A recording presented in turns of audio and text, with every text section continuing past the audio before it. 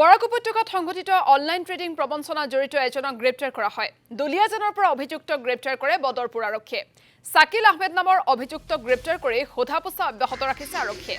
বৰাকৰ online ট্ৰেডিংৰ মূল master mind Sakib আৰু ৰাজদীপ বৰ্তমানো পলাতক।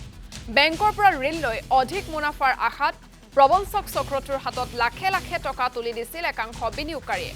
প্ৰবঞ্চক চক্ৰটোৱে বিভিন্ন বিনিয়োগকাৰীৰ পৰা 150 কোটিতকৈও অধিক ধন লুণ্ঠন চলোৱাৰ তথ্য আৰক্ষীয়ে লাভ কৰিছে।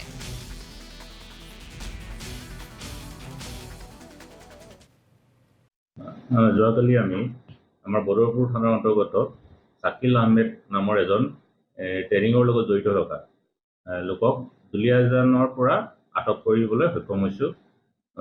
বদৰপুৰ থানাৰ কেছ নম্বৰ 48/25 তেওঁৰ এগেইনষ্ট এটা কেছ ৰেজিষ্টাৰ হৈছিল আৰু তেওঁ বহুদিন ধৰি দুলিয়াজান থানাৰ অন্তৰ্গত অঞ্চলত আত্মগোপন কৰি আছিল।